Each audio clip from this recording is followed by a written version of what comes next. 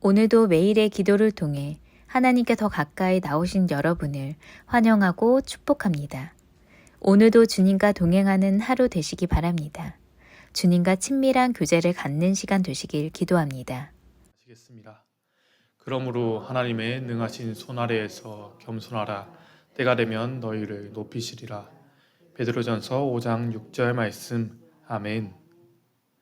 오늘 하나님께서 우리에게 주신 말씀은 욥기 36장 15절에서 16절의 말씀입니다.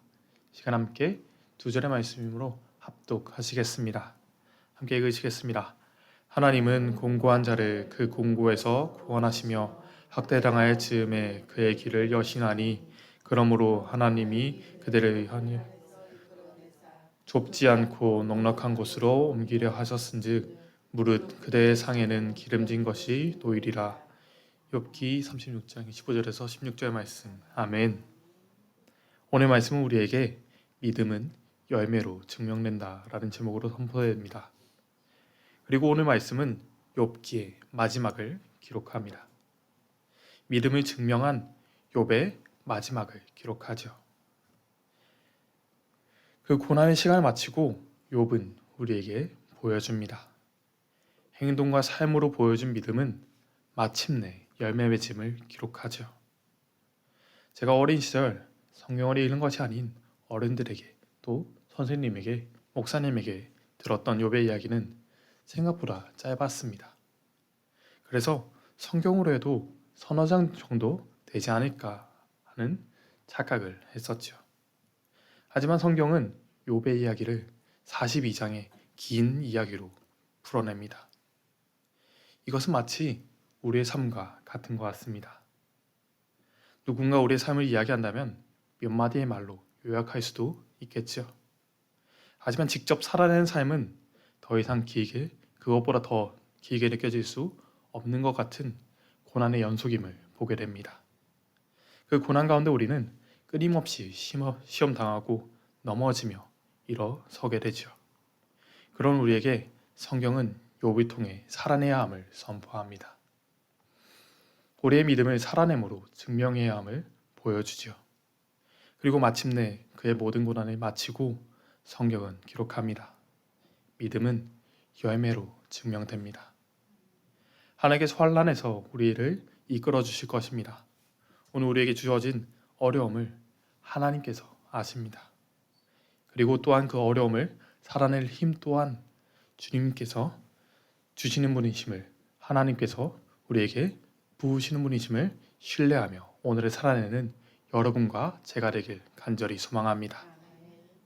마침내 열매 맺게 하시는 하나님께서 오늘 우리에게 주신 첫 번째 메시지는 바로 고난의 훈련을 통과함으로 증명하라입니다.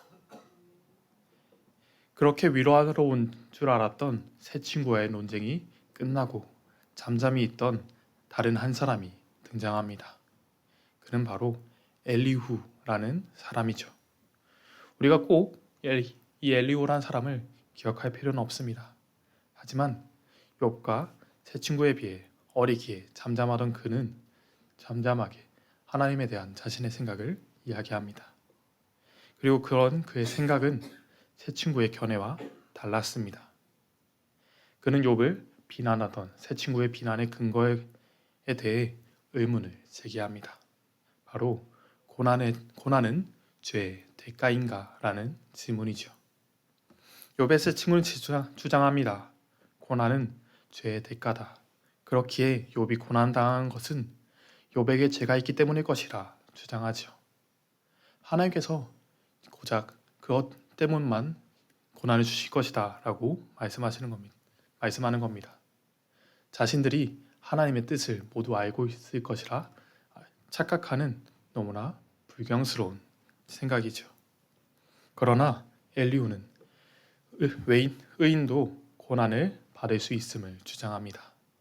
그리고 그는 그 질문에 욥과 새 친구와는 다른 답을 제시하죠. 그 답은 바로 고난을 통해 하나님의 사람을 훈련시키신다입니다. 그리고 그렇게 주장한 엘리후는 다른 새 친구들과는 달리 하나님께 특별한 책망을 받지 않습니다. 그는 고난당하는 하나님의 사람에 대해 이렇게 말합니다. 함께 욥기 33장 30절을 함께 읽기 원합니다. 함께 읽으시겠습니다. 그들의 영혼을 구덩이에서 이끌어 생명의 빛을 그들에게 비추려 하심이라. 아멘. 고난의 훈련을 통과함으로 증명받게 될 것입니다. 하나님의 빛을 경험하게 될 것입니다. 오늘 하나님의 나라를 위해 흘리는 눈물을 하나님께서 닦으시고 가장 선하신 길로 인도하심을 경험하게 될 줄 믿습니다. 그렇게 엘리후를 통해 하나님께서 하시는 모든 일에 계획하심이 있음을 읽게 되는 우리는 오늘 두 번째 메시지를 보게 됩니다. 그것은 바로 회개의 열매로 믿음은 증명된다 이죠. 그리고 욥기 38장부터 하나님의 70까지 질문이 나옵니다. 하나님께서 창세부터 역사하시는 그 순간에 우리가 무엇을 하였는지 또 우리가 무엇을 알 수 있는지 물으시지요. 70가지의 수많은 질문을 통해 하나님께서 욥에게 하신 말씀은 오직 하나였습니다. 세상 모든 것이 하나님의 소유임을 인정하라 였지요. 그리고 그 모든 것에 우리 또한 있음을 알라 말씀하시는 것이 바로 욥기의 말씀입니다. 욥기를 통해 하나님은 한 가지의 요구만을 하십니다. 그 하나님의 요구는 바로 순종이죠. 온전한 순종입니다. 하나님은 말씀을 통해 우리에게 답을 주십니다. 순종하라 라고 말씀하시죠. 그리고 욥은 그 하나님의 말씀 앞에 회개합니다. 사랑하신 여러분, 회개는 두 가지를 깨달음으로 시작됩니다. 그 첫 번째는 먼저 하나님의 위대하심을 깨달아야 합니다. 세상 모든 것을 만드시고 다스리시는 하나님이심을 알아야 하지요. 그리고 그 위대하신 하나님의 무한하신 앞에 두 번째로 우리의 유한함을 깨달음으로 회개는 시작됩니다. 나의 연약함을 하나님께 내려놓는 것, 나의 나른 것을 내려놓을 때 하나님께서 일하시기 시작하십니다. 오늘 바로 이 시간 우리의 유한함을 고백합시다. 하나님의 위대하심을 향해 나아갑시다. 회개의 열매로 믿음은 증명됩니다. 회개할 때 하나님은 역사하셨습니다. 그리고 회복시키셨죠. 하나님께서 나의 창조자이심과 통치자이시며 인도자이시고 구원자 되심을 온전히 신뢰하며 순종하는 진실된 회개로 나아가는 오늘 이 새벽과 매일의 기도 자리 되시길 간절히 소망합니다. 그 삶을 살아냈을 때 하나님께서는 오늘 욥에게 회개의 열매를 경험하게 하신 줄 믿습니다. 이제 마지막 메시지를 함께 보기 원합니다. 그 마지막 메시지는 욥의 고백에서 출발합니다. 욥의 고백은 항상 이해할 수 없어도 항상 신뢰합니다 였죠. 이것이 욥의 고백입니다. 고난은 항상 이해할 수 없습니다. 그러나 항상 신뢰할 수 있습니다. 고난 이전의 욥의 삶도 그는 의인이라고 불리는 삶이었습니다. 그러나 그는 고난을 통해 이해할 수 없음에도 신뢰하는 온전한 순종의 믿음을 살아냅니다. 그리고 그런 그의 삶을 통해 우리에게 주시는 마지막 메시지는 바로 항상 신뢰할 때 고난을 통과하게 된다입니다. 고난이 죄의 결과일 수만은 없습니다. 고난이 죄의 결과일 수도 있지만 욥의 고난에 대해서 하나님은 침묵하십니다. 욥에게 왜 이런 고난이 일어났는지 말씀하시지 않으시죠. 하나님은 토기장이십니다. 토기장의 손에 들린 우리는 흙이 된 우리가 나는 어떤 그릇이 되겠다 주장할 수는 없습니다. 흙이 토기장이에게 저는 밥을 담는 밥그릇이 되겠습니다. 아니면 왕에게 드려지는 좋은 그릇이 되고 싶습니다. 라고 말할 수 없습니다. 아니면 깨진 사발이 되겠습니다. 말할 수 없죠. 그렇게 고난을 해석하려 하지 말고 고난을 통해 하나님의 뜻을 물어야 합니다. 그리고 그 물음 앞에 결론을 내야 합니다. 하나님을 신뢰합니다. 라는 그 결론으로 나아가야 하죠. 이것이 우리의 고백이 되어야 합니다. 하나님을 신뢰합니다. 나의 고난에 도저히 감당할 수 없을 것만 같은 눈물 가운데 있다 할지라도 하나님께서 우리를 기억하십니다. 그리고 욥기를 통해 우리가 보게 되는 하나의 사실이 있습니다. 그건 바로 고난은 신비라는 사실이죠. 욥의 친구들은 고난을 해석하려 하지만 욥은 유한한 자신을 깨닫고 무한하신 하나님께 맡겨 드립니다. 욥의 세 친구는 당대의 똑똑한 사람들이었습니다. 그는 욥에게 세상의 지식을 가지고 이야기합니다.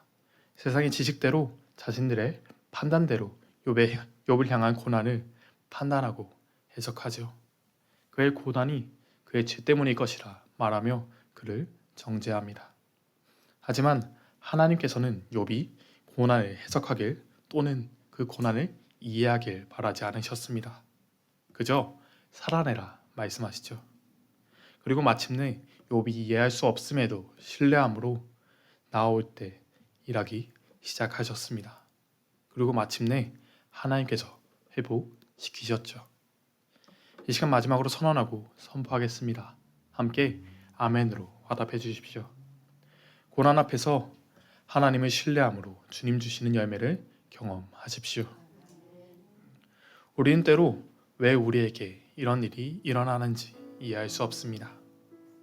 하나님을 위해 살아온 믿음의 사람들의 고난에 시험당하기도 때로는 넘어지기도 하죠.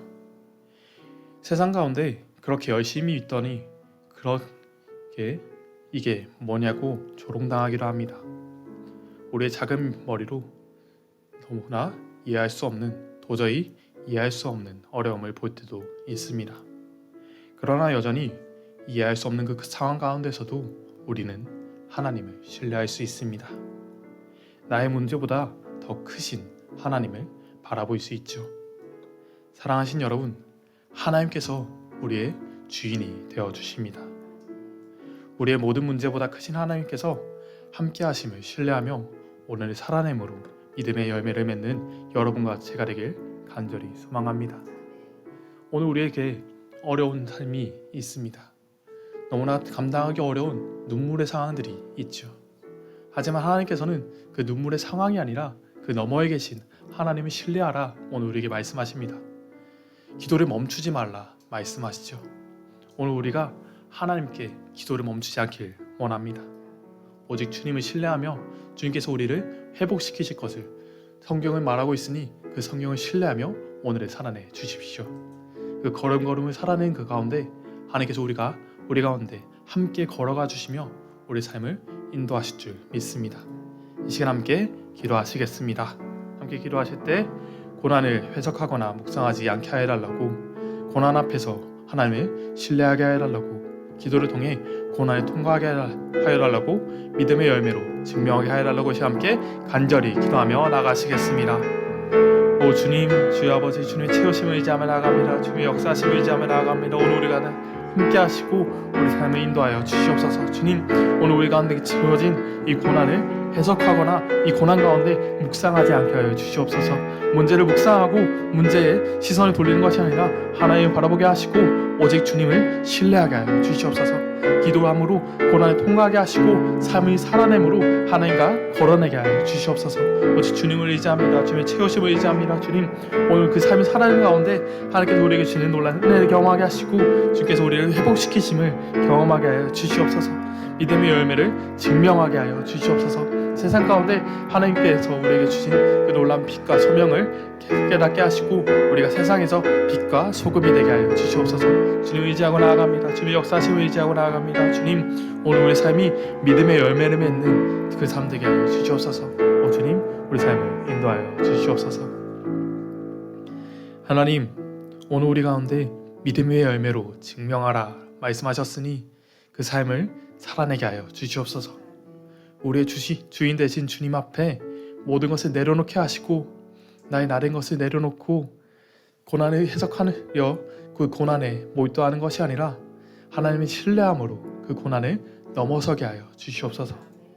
오늘 삶을 살아내므로 하나님께서 부어서 우리에게 주시는 놀라운 은혜를 살아내게 하여 주시옵소서.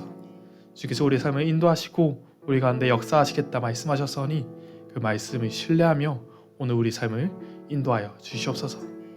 언제나 우리 삶을 인도하시고 우리의 구원자 되신 우리 주 예수 그리스도의 이름으로 기도하였습니다. 아멘. 이 시간 함께 주기 도문하시겠습니다. 하늘에 계신 우리 아버지여, 영원의 그 교육을 받으시오며 나라가 영없으며 뜻이 하늘에 이루어진 것 같이 땅에서 이루어지이다. 오늘날 우리에게 일용할 양식을 주옵시고 우리가 우리에게 죄 지은 자를 사하여 준 것 같이 우리 죄를 사하여 주옵시고 우리 시험에 하지 마옵시며 다만 에게서 구하시옵소서. 나라와 권세와 영광의 아버지께 영원히 있사옵나이다. 아멘. 첫 번째, 90일 성경 통독 58일차. 믿음은 열매로 증명되게 하소서.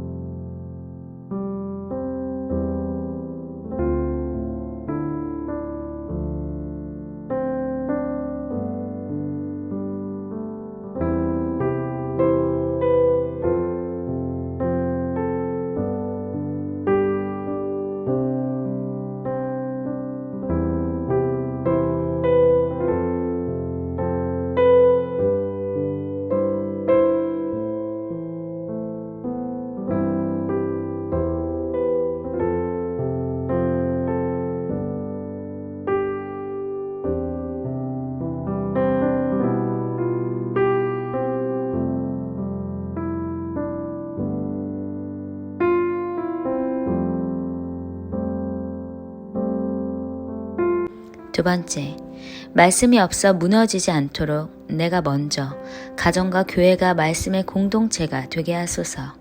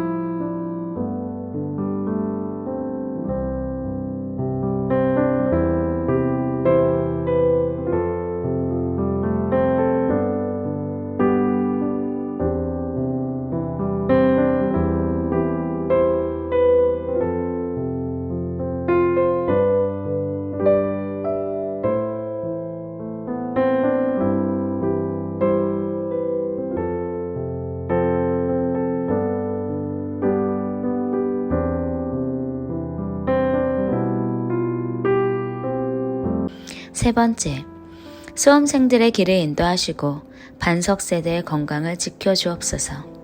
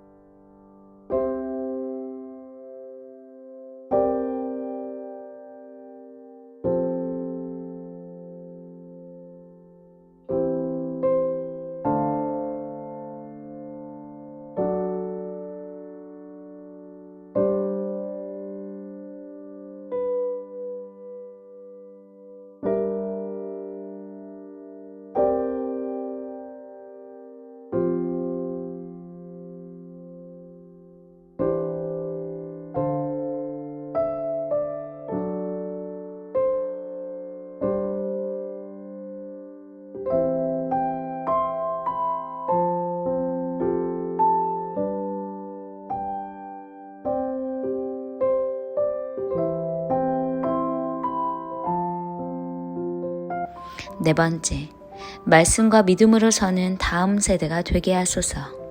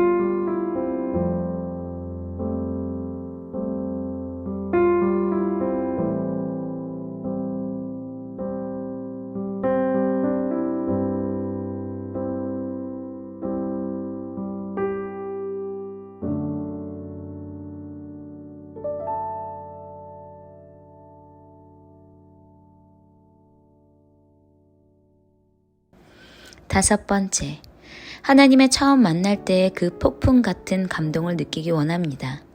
익숙하여 잃어버린 감사와 감동을 되살리게 하소서.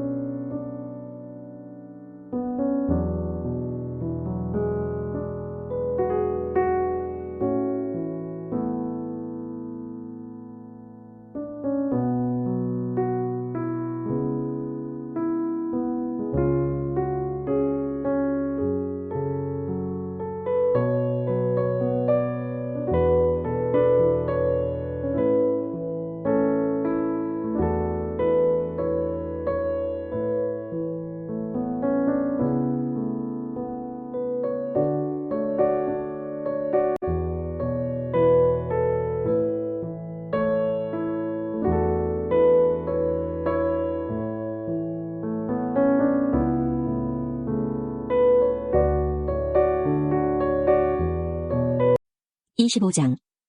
그러자 수아사람 빌닷이 대답했습니다. 권세와 위엄은 하나님께 있다네. 그분은 하늘 높은 곳에서 질서를 세우시지. 그분의 군대가 얼마나 많은 줄 아는가. 그분의 빛을 받지 않는 자가 세상에 어디 있는가. 감히 어떻게 사람이 하나님 앞에서 정당하다 말하고 여자의 몸에서 난 사람이 깨끗하다 할 수 있는가. 하나님께서 보시기에는 달도 깨끗하지 못하고 별도 순수하지 못한데 하물며 구더기 같은 인생 벌레 같은 사람이야 더 말할 것이 있겠는가. 26장. 욥이 이렇게 대답했습니다. 자네는 힘없는 사람을 잘 도와주고 힘없는 팔을 잘도 세워주는군. 지혜 없는 자를 잘도 상담해주며 통찰력을 제공해주는군. 자네는 누구한테 그런 말을 들었나? 어떤 영이 자네를 통해 말하고 있는가? 죽은 자들은 성난 파도 앞에서처럼 그 거처에서 두려워 떨지. 하나님 앞에서는 죽음도 드러나며 멸망도 숨길 수 없어. 그분은 북쪽 하늘을 허공에 펼쳐놓으시고 지구를 공중에 매달아 놓으셨네. 그는 물을 구름 속에 넣으시고 무게 때문에 구름이 터지지 않도록 하시며 구름으로 보름달을 가려서 희미하게 만드시는 분이지. 빛과 어둠을 구분하도록 수면에 경계선을 그어두셨네. 그가 꾸짖으시니 하늘 기둥들이 흔들리고 두려워 떠네. 그의 권능으로 바다를 잠잠케 하시고 제로서 괴물을 산산조각 내셨지. 그의 호흡으로 하늘이 맑게 개이고 그의 손으로 날쌔게 움직이는 뱀을 찌르셨네. 보게나 이런 것들은 그분이 하시는 일들의 시작일 뿐이야. 우리가 그분의 말씀을 얼마나 희미하게 듣는지 그분의 힘있는 천둥소리를 누가 감히 이해할 수 있겠는가. 27장. 욥이 계속해서 이렇게 말했습니다. 내 권리를 빼앗아가신 하나님, 내 영혼을 괴롭게 하신 전능자의 살아계심을 가리켜 맹세하네. 내게 생명이 있고 내 코에 하나님의 숨기운이 있는 동안에는 내 도입술이 결코 악을 말하지 아니하고 내 혀도 거짓을 말하지 않을 것이네. 나는 결코 자네들이 옳다고 인정할 수 없네. 내가 죽더라도 내가 바르다는 생각을 굽히지 않겠네. 내가 나의 진실함을 굳게 붙들고 놓지 않을 것이며 내 양심에 걸리는 것이 없을 것일세. 내 원수는 악인같이 나를 미워하는 자는 죄인같이 망하게 되기를 원하네. 하나님께서 경건하지 못한 자의 생명을 가져가실 때 그에게 무슨 소망이 있을까? 그에게 재앙이 임할 때 하나님께서 그의 부르짖음을 들으실까? 그는 전능하신 분에게서 기쁨을 찾지도 않았고 하나님께 기도하지도 않았다네. 내가 하나님의 권능을 자네들에게 가르치겠네. 전능자의 하시는 일을 숨기지 않겠네. 자네들이 모두 보았으면서 어찌 이렇게 쓸데없는 말만 하는가? 악인이 하나님께 받는 벌이 무엇인가? 난폭한 자가 전능자께 받는 것이 무엇이겠나? 그 자손이 많다 해도 모두 칼에 죽고 굶주릴 것일세. 남는 자가 있다 해도 저들은 연병에 죽어묻히고 그들의 아내조차도 그들의 죽음을 슬퍼하지 않을 것이네. 비록 악인이 은을 태산같이 의복을 산더미같이 쌓는다 해도 의인들이 그 옷을 입고 죄 없는 사람들이 그 은을 나눠 가질 것이네. 악인이 짓는 집은 거미줄같이 망가지기 쉽고 초막같이 보잘것없다네. 악인이 부자인 채 잠을 잔다 해도 눈을 뜨면 온 재산이 모두 날아가 버렸을 것일세. 공포가 홍수처럼 그를 덮치고 밤중에 폭풍이 그를 날려버리지. 동풍이 악인을 휩쓸어가고 그의 집에서 흔적도 없이 쓸어갈 것일세. 악인이 제 아무리 몸부림쳐도 태풍이 그를 덮치니 사람들이 그를 보고 박수치고 조롱하며 악인을 집에서 쫓아내버릴 것이네. 28장. 은을 캐내는 광맥이 있고 금을 다듬는 재련소가 있지 않나. 설은 땅속에서 캐내고 구리는 광석을 녹여 얻으며 사람들은 어둠을 헤쳐 캄캄한 곳에서 광석을 찾지. 사람이 살지 않는 먼 곳에 깊이 갱도를 파고 그 속에서 혼자 줄에 매달려 이리저리 흔들리며 일을 한다네. 먹을 것은 땅에서 나오지만 그 아래에서는 불이 땅을 녹여버리지. 사람들은 광석에서 사파이어와 금을 얻을 수 있네. 그 지하의 길은 독수리도 알지 못하고 매도 본 적이 없어. 위험 있는 짐승도 가본 적이 없고 사자도 어슬렁거린 적이 없지. 사람들은 돌산을 깨고 산의 뿌리까지 파헤치며 바위에 틈을 내고 그 사이에서 보물을 찾지 않나. 사람은 댐을 만들어 물을 막고 땅에 숨겨진 보화를 찾아내지. 그렇지만 지혜를 어디에서 찾을까? 총명은 어디에 있을까? 사람은 그 가치를 알 길이 없네. 사람들이 사는 곳에서는 찾을 수가 없다네. 태양이 말하길 여기에 없어. 바다가 말하길 여기에도 없어. 지혜를 금으로 살 수 있겠나? 총명을 은으로 살 수 있겠나? 지혜는 오빌의 금으로도 살 수 없네. 로비나 사파이어로도 살 수 없지. 금이나 수정도 지혜와 비길 수 없네. 어떤 보석과도 바꿀 수가 없다네. 산호나 수정으로 사겠다고 지혜를 홍보석값으로 계산할 수 있겠나?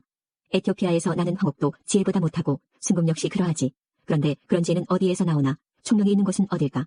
어떤 생물도 볼 수 없고 공중의 새조차 볼 수 없으니 멸망과 사망도 우리 귀로 지혜에 관한 소문을 들은 적이 있지 라고만 말하네. 오직 하나님만이 지혜의 길을 아시고 총명이 어디 있는지 아신다네. 그분은 땅끝까지 보시고 하늘 아래 모든 것을 살피시기 때문이지. 하나님은 바람의 무게도 재시고 물도 측량하신다네. 그분은 비에게 명령하시고 천둥에게 갈 길을 제시하시네. 그때 그분은 지혜를 보고 그것을 계산하셨네.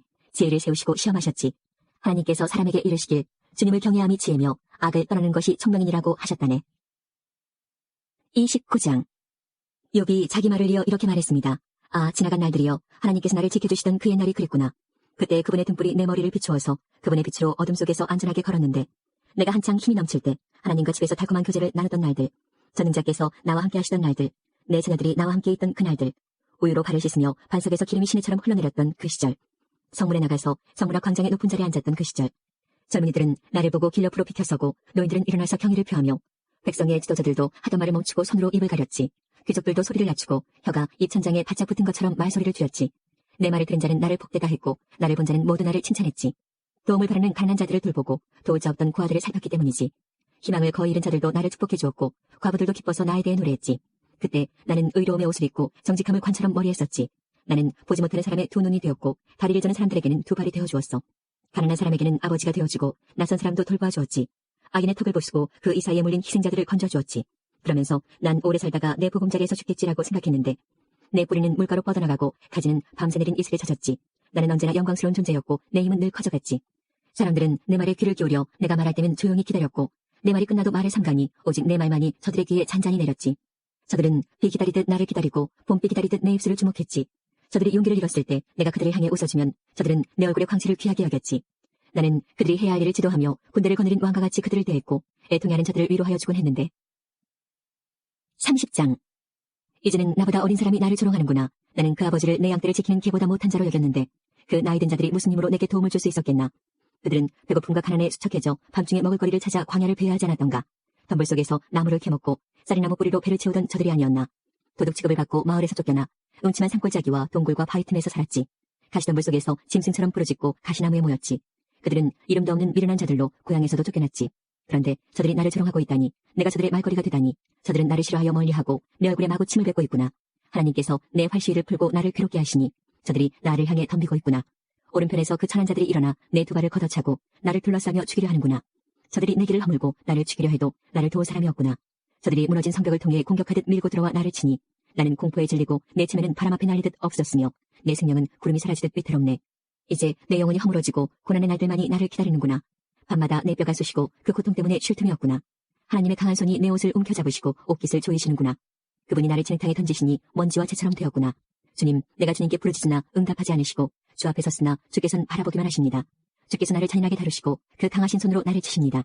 주님이 나를 들어 바람 위에 두시고 태풍 가운데서 빙빙 돌리시니 주님께서는 나를 죽이려 하십니까? 나를 저 무덤으로 보내려 하십니까? 절망 중에 도와달라고 부르짖으나 나를 도울 자가 아무도 없구나.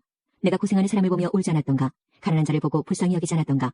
행복을 기대했는데 재앙이 닥쳤고 빛을 발았는데 흑암이 덮치는구나.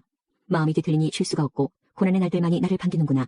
태양도 외면하는데 검은 상복을 입고 배회하며 회중 가운데 서서 도와달라고 외치네. 난 이리 때의 친구 타조의 보시로구나. 내 가죽이 검게 변하여 벗겨지고 내 뼈는 열기로 펄펄 끓어오르는구나. 내 수금은 장례식 노래를 연주하고 내 피리는 슬픈 노래를 부르는구나. 31장. 내가 내 눈과 약속했는데 어찌 처녀를 주목하겠나. 그렇게 한다면 하늘의 하나님께서 내게 무엇을 주시며 위에 계신 전능자께서 내게 어떤 유산을 주시겠나. 사악한 자에게 재앙이 떨어지고 악을 행하는 자에게 불행이 닥치지 않는가. 그분이 내 길을 살피시고 내 걸음을 헤아리시지 않는가. 내가 거짓말을 하거나 남을 속였던 적이 있던가. 나를 정확한 저울에 달아보면 하나님께서는 내가 정직한 사람임을 아실 것이네. 언제 내가 바른 길에서 떠났던가. 내 마음이 언제 눈의 유혹에 넘어갔던가. 내 손에 죄를 지은 흔적이 남아있던가. 만약 내가 나쁜 사람이라면 내가 뿌린 씨를 남이 추수해가고 내 농작물이 다 쓸모없게 되어도 어쩔 수 없을 것이네. 내가 언제 예쁜 여인에게 유혹되어 이웃집 문 밖에서 기웃거렸던가. 그랬다면 내 아내가 남의 집 하녀가 되고 다른 남자들이 그녀를 끌어안아도 할 말이 없다네. 그런 짓은 부끄러운 범죄 행위니 어찌 심판을 피하겠는가. 그것은 모든 것을 집어삼키는 불과도 같이 내 농작물을 몽땅 태워버릴 것이네. 내 집안에 있는 종들이 내게 불만을 터뜨린다고 저들을 괴롭힌 적이 있던가. 그랬다면 하나님께서 심판하시고 내게 따지실 텐데 무슨 말을 할 수 있겠나. 나를 어머니 태에서 만드신 그분께서 그 종들도 만드시지 않았나. 하나님께서 우리 모두를 만드시지 않았나. 내가 언제 가난한 사람의 기대를 저버리고 과부의 소망을 무시했던가. 나 혼자 맛있게 먹으면서 그 아들을 못 본 채 했던가. 그렇지 않네. 사실은 내가 젊었을 때부터 저들을 돌보았고 과부들에게 도움을 주었다네. 내가 입을 옷이 없는 사람을 못 본 채 하고 덮을 이불이 없는 가난한 사람을 무시했던가. 그들에게 양털옷을 입혀 따뜻하게 해주었더니 그들이 나를 축복하였다네. 내가 언제 지위를 이용하여 그 아들을 무시하는 짓을 했던가. 만약 그랬다면 내 어깨가 떨어져 나가고 내 팔이 부러져도 좋네. 나는 하나님께서 보내시는 재앙을 두려워하네. 그 위험 앞에 내가 어떻게 서겠는가. 내가 언제 금의 소망을 두고 정금을 우상처럼 소중히 여겼던가. 내가 언제 재산이 많다고 자랑하며 내 손에 돈이 굴러들어온다고 우쭐대던가. 태양이 빛을 발하는 것을 보고 청명한 달을 보며 내 마음이 유혹을 받아 손을 모아 경배하던가. 이것 역시 심판받아 마땅한 죄악이네. 그랬더라면 위에 계신 하나님을 배반한 것이지. 내가 언제 원수가 망했다고 즐거워하고 재앙을 당했다고 기뻐했던가. 절대 그렇지 않다네. 나는 내 입술을 함부로 움직여 원수를 저주한 적이 없네. 내 집에서 일했던 사람들이 그분의 고기로 배불리 먹지 않은 사람이 없다고 말하지 않았던가. 나는 나그네를 거리에서 자도록 내버려둔 적이 없고 지나는 여행자에게도 문을 열어 대접했다네. 내가 아담처럼 내 범죄 행위를 숨기고 가슴에 묻어둔 적이 있던가. 사람들이 모욕하는 것이 두려워서 내 죄를 고백하지 않거나 밖으로 나가지 못한 적이 없네. 아, 누군가 내 말을 들을 사람이 있다면, 전능자께서 내 말을 판단해 주신다면, 아, 내 원수가 나를 기소한 기소장이 있어 그분이 판단하실 수 있다면, 그렇다면 내가 그것을 내 어깨에 메고 머리에 면류관처럼 쓰고 보일 텐데, 내가 행한 일들을 그분께 고하고 왕자처럼 당당히 그분 앞에 나갈 수 있을 텐데, 내 토지가 학대를 당했다고 나를 고소했던가. 바디랑들이 울부짖은 적이 있던가. 값도 지불하지 않고 남의 농작물을 먹었던가. 그 농사지은 자들의 기운을 꺾어놓은 적이 있던가. 그랬더라면 밀 대신 가시덤불이 자라고 보리 대신에 엉겅퀴가 자라게 될 것이네. 이렇게 해서 욥의 말이 끝났습니다. 32장. 욥이 계속해서 자신은 떳떳하다고 주장하자 세 친구들은 욥에게 대꾸하기를 중단했습니다. 그러자 람족 속의 보스 사람 바라겔의 아들 엘리후가 화를 냈습니다. 왜냐하면 욥이 하나님보다 자기가 의롭다고 주장했기 때문입니다. 그리고 그는 욥의 세 친구들에게도 화를 냈습니다. 그것은 그들이 욥이 분명히 잘못했다고 말하면서도 욥의 말에 제대로 답변을 못했다고 여겼기 때문입니다. 엘리후는 세 친구들보다 나이가 어렸기 때문에 이제껏 참고 있었습니다. 이 세 사람들이 더 이상 대답하지 못하자 엘리후는 화가 났습니다. 보스 사람 바라겔의 아들 엘리후가 이렇게 말했습니다. 나는 어리고 당신들은 나이가 많기 때문에 내 생각을 말하지 못하고 머뭇거리고 있었습니다. 나이가 많은 어른이라면 지혜로운 말을 할 수 있다고 생각했지요. 그렇지만 사람에게 총명을 주는 것은 사람 안에 있는 영과 전능자의 호흡이더군요. 나이가 많다고 해서 지혜로운 것이 아니고 바른 것을 아는 것도 아니더군요. 그러니 내 말을 들어보십시오. 나도 의견을 말하겠습니다. 당신들이 답할 말을 생각할 동안 나는 그 말을 기다렸고 당신들의 의견에 귀를 기울였습니다.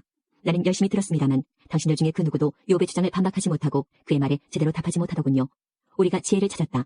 욥을 반박할 수 있는 분은 오직 하나님뿐이시다라고 말씀하지 마십시오. 만일 욥과 내가 논쟁을 했다면 나는 당신들과 같은 논리로 욥에게 답하지 않았을 것입니다. 당신들은 어리둥절하여 할 말을 못하고 있습니다. 당신들이 조용하니 나도 조용히 기다려야 할까요? 아니지요. 나도 할 말이 있습니다. 나도 아는 말을 말하겠습니다. 내 속에 할 말이 가득합니다. 내 속에 있는 영이 내게 말하라고 하는군요.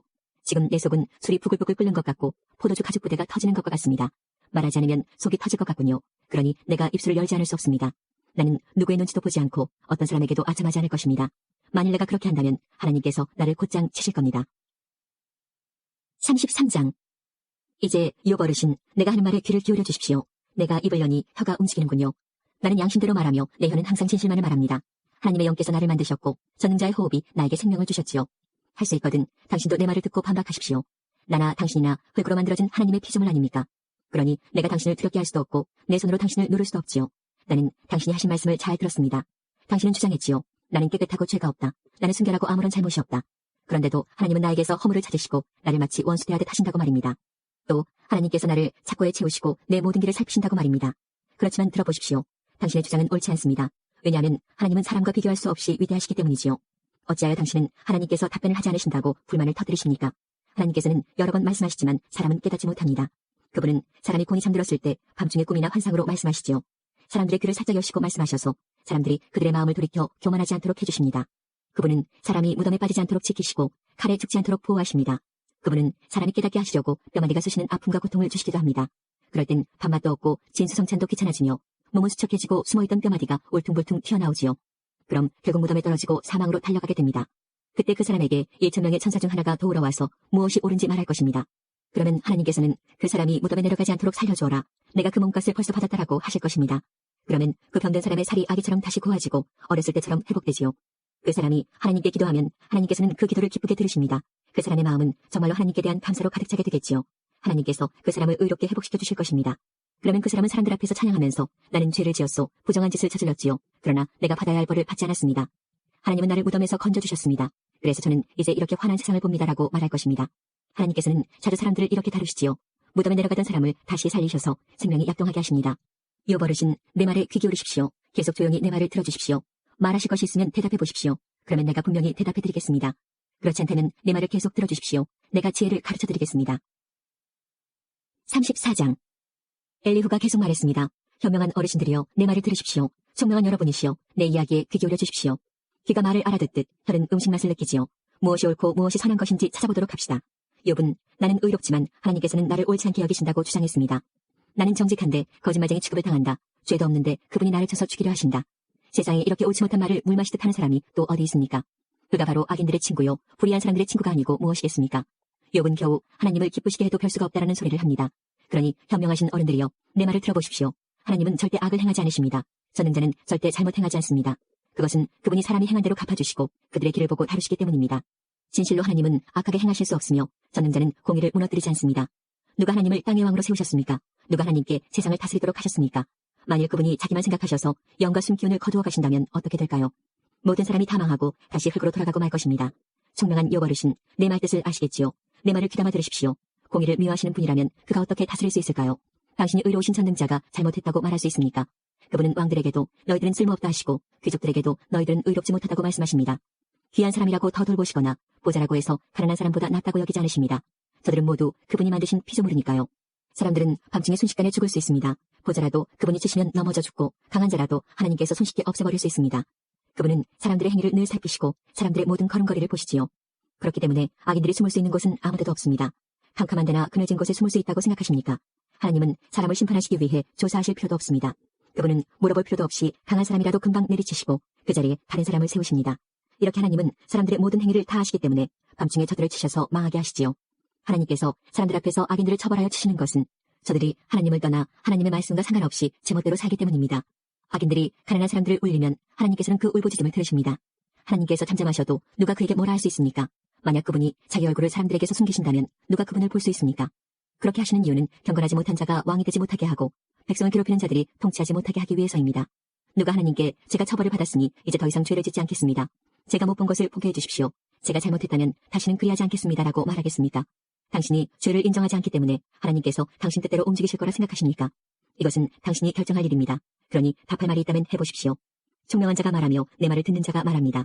욥의 말은 무식하고 지혜가 부족하지. 나는 당신이 자기의 죄를 인정할 때까지 벌을 받아야 한다고 생각합니다. 당신은 죄를 인정하기는커녕 여전히 하나님을 모독하고 조롱하듯 손뼉을 쳐대며 하나님께 대항하기 때문입니다. 35장. 엘리후가 계속 말을 이었습니다. 욥 어르신, 당신은 계속 자신이 옳다고 말할 생각입니까? 하나님보다 의롭다는 주장을 계속 하시겠습니까? 당신이 말했지요. 죄를 짓지 않는다고 무슨 유익이 되며 내가 얻는 것이 무엇이냐고. 나는 당신과 친구분들께 말씀드리고 싶습니다.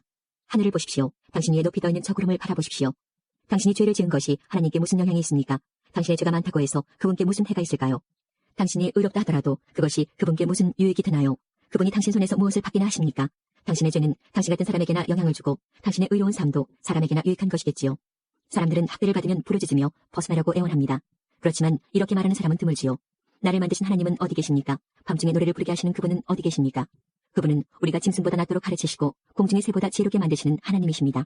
저들의 부르짖음에 하나님께서 대답하지 아니하시는 것은 악인들의 교만한 자세 때문입니다.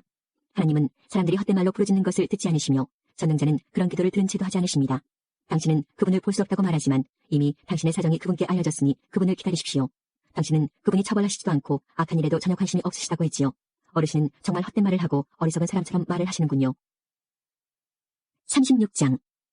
엘리후가 계속해서 말했습니다. 내 말을 좀 더 들어주십시오. 하나님 편에서 할 말이 더 있습니다. 나는 먼 곳에서 내 지식을 얻었습니다. 나는 내 창조주의 의로우심을 말하겠습니다. 나는 지혜로 가득 차 있기 때문에 진실만을 말할 것입니다. 하나님은 전능하시지만 아무도 무시하지 않으십니다. 그분의 힘과 지혜는 무궁무진하지요. 악인을 살려두지 않으시고 경건한 자들에게 복을 주십니다. 그분은 의인들에게서 눈을 떼지 않으시고 그들을 왕처럼 대하셔서 영원히 높여주십니다. 때로는 사람들을 사슬로 묶으시고 고난도 당하게 하십니다. 그렇게 해서 저들이 한 일을 보이시는데 곧 자기들이 잘난 체하며 지은 죄를 알게 하시지요. 그리고 그분은 사람의 귀를 열어서 훈계하시고 악한 일들을 회개하라고 경고하십니다. 만약 사람들이 마음을 돌려 순종하면 저들은 결국 행복하게 되고 평안을 누립니다. 그렇지만 순종하지 않으면 칼을 보내어 채시고 망하게 하시지요. 경건하지 못한 자들은 마음의 원망을 품고 그분이 벌을 내리실 때에도 도와주세요라고 기도하지 않습니다. 그런 자들은 부도덕하게 살다가 일찍 죽고 맙니다. 그러나 경건한 자들이 고난당할 때 그분께서 구해주시고 고통당할 때 귀를 여시지요. 그분은 당신을 위험에서 끌어내어 평안의 자리로 인도해 주셨고 기름진 음식으로 늘 채워주셨습니다. 그렇지만 이제 당신은 악인이 받아야 할 그 심판을 받고 있지 않습니까? 당신은 공의로운 심판을 받고 있는 중입니다. 당신이 화난다고 조소할까 두렵군요. 많은 뇌물 때문에 곁길로 가지 마십시오. 당신의 재물을 다 허비하더라도 그 고난에서 벗어날 길이 없을 것입니다.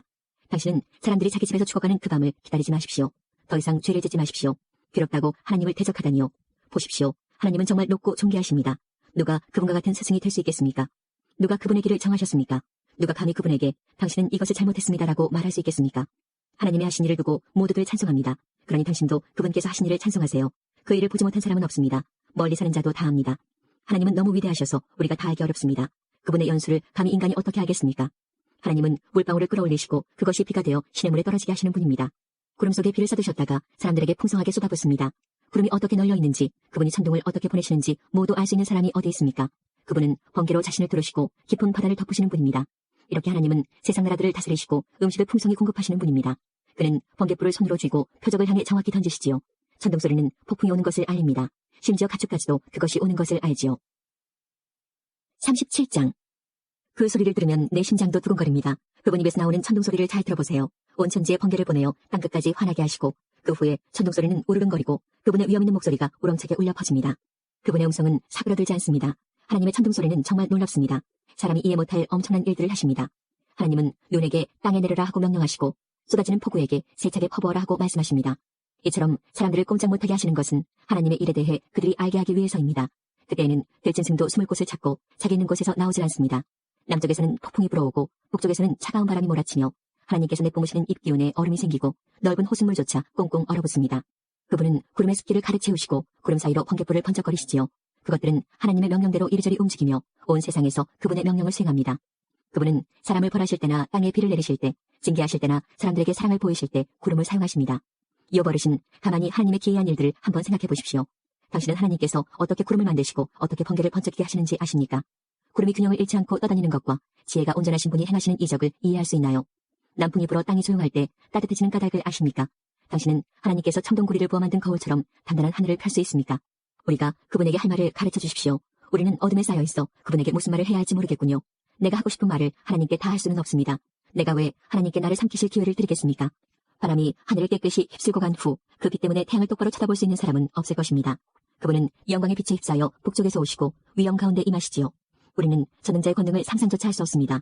그분의 권능은 끝이 없으시고 공의와 의가 많으신 분인데 어떻게 그런 분이 사람을 괴롭힐 수 있겠습니까? 그러니 사람들이 그분을 경외하지 않을 수 없지요. 스스로 지혜롭다고 생각하는 자를 그분은 무시하십니다. 38장. 그때 여호와께서 폭풍 가운데서 욥에게 말씀하셨습니다.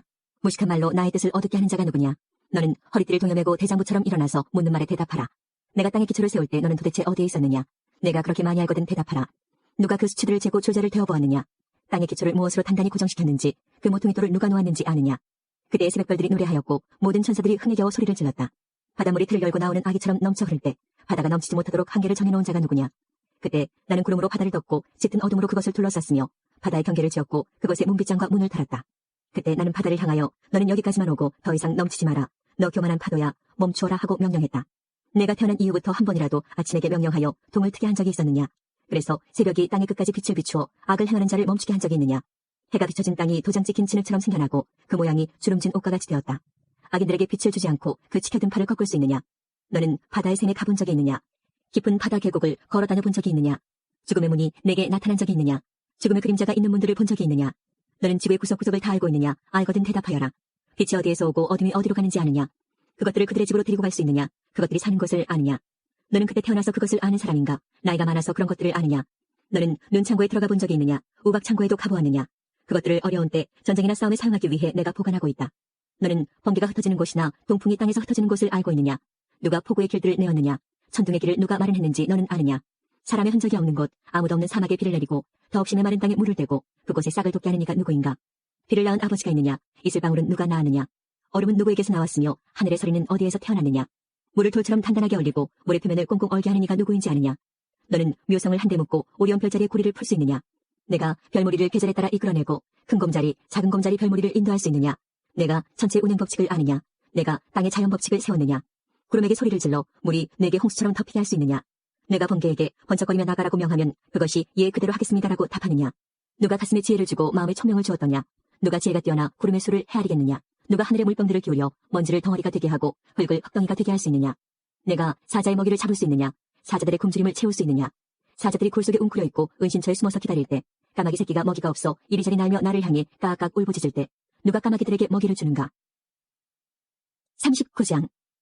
너는 산에 사는 염소가 언제 태어나는지 아느냐? 사슴이 새끼 낳는 것을 본 적이 있느냐? 그것들이 몇 달이나 뱃속에 새끼들을 데리고 다니는지 언제 새끼를 낳는지 아느냐? 그것들이 웅크리고 새끼를 낳게 되면 해산하는 고통에서 벗어나는 것을 아느냐? 그 새끼들이 들판에서 자라서 강하게 되면 어미를 떠나 다시는 돌아오지 않는다. 누가 들나귀를 풀어주었던가? 누가 재빠른 들나귀의 끈을 놓아주었던가? 내가 그들에게 광야를 집으로 주고 소금기 있는 땅을 그들의 살 곳으로 정해주었다. 들나귀는 도시의 소음을 싫어하고 소리치며 모는 사람을 알지 못하며 푸른 초장을 찾아 온 산을 헤매며 푸른 풀을 찾아다닌다. 들소가 내게 온유하게 굴며 내 우리에서 하룻밤을 잘 것 같으냐? 너는 들소에게 굴레를 씌워 쟁기질을 시킬 수 있느냐? 들소가 내 뒤를 따라 밭을 갈겠느냐? 그것이 힘이 세다고 믿고 일을 시킬 수 있느냐? 내 곡식을 날라오고 모아서 타작마당에 옮기리라고 믿느냐? 타조가 화려하게 날갯짓을 한다 해도 황새의 날개만 하겠느냐? 타조는 땅에 알을 낳고 모래로 그것을 따뜻하게 덮지만 곧 잊어버리고 발로 밟아 깨뜨리거나 야수들이 밟도록 그냥 내버려둔다. 타조는 새끼를 마치 자기 새끼가 아닌 것처럼 거칠게 다루고 그 새끼들이 죽는다 하더라도 신경 쓰지 않는다. 그것은 내가 타조에게 지혜를 주지 않고 총명도 베풀지 않았기 때문이다. 그렇지만 타조가 날개를 펼치고 달릴 때는 말과 기수보다 빠르다. 내가 말에게 힘을 주고 말의 목을 갈기로 옷 입혔느냐? 내가 말에게 메뚜기같이 뛰도록 하였느냐? 그 당당한 콧소리는 두려움을 느끼게 한다. 말은 앞발로 힘차게 땅을 박차고 용사들을 향해 전진하면서 두려움을 모르고 칼을 피할 생각도 하지 않는다. 화살통은 그 등에서 철커덕거리고 창과 단창은 번쩍인다. 땅을 종횡무진으로 날뛰고 나팔이 울려 퍼져도 멈출 줄 모른다. 나팔소리 가운데서도 힝긴 콧소리를 치며 멀리서도 전쟁 냄새를 맡고 장군들의 고함소리와 아우성치는 소리를 듣는다. 내가 두 날개를 남쪽으로 펴고 날 것을 내가 명령했느냐? 독수리가 높이 치솟아 자기 둥지를 만드는 것도 내 명령에 따른 것이냐? 매는 아찔한 낭떠러지에 살며 사람이 접근할 수 없이 까마득한 바위 틈에 산다. 독수리는 그곳에서 먹이를 찾아 멀리까지 내다본다. 시체가 있는 곳에 독수리가 있고 그 새끼들도 그곳에서 피를 빨아먹는다. 40장. 여호와께서 욥에게 말씀하셨습니다. 너는 아직도 전능자와 논쟁하려 하느냐? 나 하나님을 비난하는 사람은 대답하여라. 그러자 욥이 여호와께 대답했습니다. 저는 정말 무가치한 사람입니다. 제가 무슨 대답을 하겠습니까? 단지 입을 가릴 뿐입니다. 나는 한 번 말을 했고 대답지 않겠습니다. 두 번 말했고 더 이상 않겠습니다. 그때 여호와께서 폭풍 가운데서 욥에게 대답하셨습니다. 너는 대장부처럼 허리를 동여매고 묻는 말에 대답하여라. 내가 내 판단을 무시하여 자신을 옳게 여기고 나를 비난하느냐? 내가 하나님처럼 강하단 말이냐? 내 목소리가 천둥 같단 말이냐? 그렇다면 너는 이제 위엄과 탁월함으로 단장하고 영광과 위엄으로 옷을 입어라. 그리고 내 분노를 터뜨려 보아라. 거만한 자들을 모조리 낮추어 보아라. 교만한 자들을 찾아서 겸손하게 굴복시키고 악인들을 그 자리에서 짓밟아 보아라.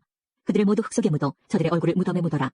그렇게 하면 나도 내 힘이 너를 구원할 수 있다고 인정하겠다. 저 하마를 한번 살펴보아라. 내가 너를 만들 때 함께 만든 것이다. 그것은 황소처럼 풀을 먹는다. 그의 허리 힘이 얼마나 센지 보아라. 그 백가죽에 뻗치는 힘살을 주목해보아라. 백향목처럼 꼬리를 치는 저 모습과 힘줄이 얽힌 저 허벅지 근육을 보아라. 그 뼈들은 청동강같이 단단하고 갈비뼈는 무쇠 막대기 같구나. 그것은 내가 창조한 작품 중 최고의 작품이다. 그것을 만든 나도 칼을 가져야 그것에게 접근할 수 있다. 산들은 그것을 위해 식물을 만들어내고 모든 들짐승이 그 곁에서 뛰어논다. 그것이 연꽃 아래 누워 늪속의 갈대 가운데 자기를 숨기면 연꽃잎이 그것 위에 그늘을 들이우고 강가 버드나무도 그를 둘러싼다. 강물이 차고 넘쳐도 요단 강물이 넘쳐 흘러 자신을 삼키려 해도 그것은 꿈쩍도 하지 않는다. 누가 감히 그것을 찾겠으며 끌고 가서 그 코를 꿰 수 있겠느냐. 41장. 내가 낚시고리로 악어를 끌어낼 수 있겠느냐. 끈으로 그의 혀를 맬 수 있겠느냐. 그의 코에 끈을 꿰고 갈고리로 그의 턱을 낚아챌 수 있겠느냐. 그것이 내게 살려주세요 하며 애원하겠느냐. 부드러운 말로 간청하겠느냐. 그것이 너와 약속을 하여 평생 너의 노예가 될 것 같으냐. 내가 그것을 새와 놀 수 있는 것처럼 만들어 내 어린 소녀들에게 쥐어줄 수 있겠느냐. 어부들이 그것을 가지고 상인들에게 팔 수 있겠느냐.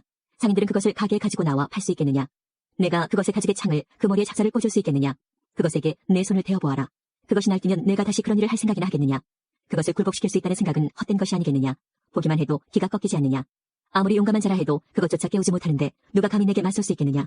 누가 내게 주고 나서 갖기를 바랄 수 있느냐. 세상의 모든 것이 내게 속하지 않았느냐. 그 악어의 다리와 그 힘과 위험찬 모습을 어찌 말하지 않을 수 있겠느냐. 누가 그의 갑옷을 벗기고 감히 제갈을 가지고 그에게 다가설 수 있겠느냐. 누가 감히 그 끔찍한 이빨들이 늘어선 턱을 벌릴 수 있겠느냐. 그 등은 방패들이 서로 단단히 연결되어 늘어선 모습과 같고 비늘과 비늘은 서로 이어져 있어서 바람조차 통할 수 없다. 이처럼 비늘들은 서로 이어져서 함께 붙어 나눌 수 없다. 재채기와 함께 번개불이 번쩍이고 그 두 눈은 동틀 때 쏟아지는 햇살 같구나. 입에서는 타는 횃불이 나오고 불똥이 튀어나온다. 그 두 콧구멍에서 연기가 뿜어나오니 마치 끓는 솥에서 나오는 것 같구나. 입김이 숯불을 일으킬 것 같으니 그 입에서는 불꽃이 쏟아진다. 그 목덜미에 힘이 있어 그 앞에서는 절망도 달아난다. 근육들은 서로 단단히 엉켜있고 견고하여 떼어낼 수 없구나. 그 심정은 돌같이 단단하고 맷돌 아래짝처럼 강하구나. 그놈이 한번 일어나면 강한 자도 그 위세 앞에 겁을 먹고 뒷걸음질 친다. 칼로 찔러도 소용이 없고 창이나 표창, 단창도 아무 소용없구나. 악어는 철을 지푸라기처럼 고리를 썩은 나무처럼 생각하니 화살을 쏘아도 꿈쩍하지 않고 물맷돌도 그것에게는 날리는 겨와 같다. 몽둥이를 지푸라기처럼 여기고 표창을 날려도 코웃음만 칠 뿐이다. 그것의 밑바닥은 날카로운 질그릇 같아서 진흙에서 쟁기질한 것 같은 자국을 만든다. 깊은 물을 마치 끓는 가마솥같이 만들고 바다를 기름가마처럼 만든다. 지나가며 번쩍이는 물보라를 날리니 흰머리를 날리는 것처럼 보인다. 지구상에 그것과 같이 두려움을 모르는 것이 없다. 그것이 교만한 자들을 모두 낮추어 보니 모든 자랑하는 자들의 왕이로다. 42장. 그러자 욥이 여호와께 대답했습니다. 주께서는 무슨 일이든지 하실 수 있기 때문에 아무도 주님의 뜻을 방해할 수 없는 줄 압니다. 무식한 말로 내 뜻을 가리는 자가 누구냐라고 물으셨지요. 정말 저는 알지도 못하면서 말하였고 깨닫지 못하는 일들을 아는 자였습니다. 주님께서 들어라 내가 말하겠다. 내가 묻겠으니 너는 대답하여라고 하셨지요. 주님에 대하여 귀로 듣기만 했는데 이제 저는 주를 눈으로 직접 보았습니다. 이제 제 자신을 경멸합니다. 그리고 특별과 제 가운데서 회개합니다. 여호와께서 욥에게 말씀을 하신 후에 대만 사람 엘리바스에게 말씀하셨습니다. 너와 내 두 친구는 정말 나를 화나게 하였다. 너희들은 내게 욥처럼 옳게 말하지 않았다. 그러므로 이제 너희는 수송아지 7마리와 순양 7마리를 잡아 내 종 욥에게 가서 너희들의 죄를 위해 번제로 바쳐라. 그러면 내 종 욥이 너희를 위해 기도해 줄 것이다. 나는 그의 기도를 듣고 너희들을 너희 어리석음대로 다루지 않겠다. 너희는 욥과 달리 나에 대해 옳게 말하지 않았다. 그러자 대만 사람 엘리바스와 수아 사람 빌닷, 나아마 사람 소발은 여호와께서 자기들에게 명령하신 대로 하였고 여호와께서는 욥의 기도를 들으셨습니다. 욥이 자기 친구들을 위해 기도한 이후에 여호와께서는 그를 다시 번성케 하셔서 그에게 전보다 2배나 많은 복을 주셨습니다. 그러자 그의 모든 형제 자매와 전에 그를 알았던 모든 자가 와서 그와 함께 식사를 하였습니다. 그들은 여호와께서 욥에게 내리셨던 모든 재앙을 생각하며 그를 위로하고 슬퍼해 주었고 각각 돈과 금고리를 욥에게 선물로 주었습니다. 여호와께서 욥의 말년에 처음보다 더 큰 복을 주셔서 그는 14,000마리의 양과 6,000마리의 낙타와 황소 1,000결이와 당나귀 1,000마리를 소유하게 되었습니다. 그리고 욥은 7명의 아들과 3명의 딸을 낳았습니다. 그의 첫째 딸을 여미마라 하고 둘째 딸을 그시야, 셋째 딸을 게렌합북이라 불렀는데 온 땅에 욥의 딸같이 아름다운 사람이 없었고 욥은 그들에게도 아들과 같이 재산을 나누어 주었습니다. 그 후 욥은 140년을 더 살면서 자손을 4대까지 보았고 오래 살다가 세상을 떠났습니다. 하나님께서 우리의 기도에 영광 받으셨습니다. 이제는 우리의 삶을 통해 하나님의 영광이 되시기 바랍니다.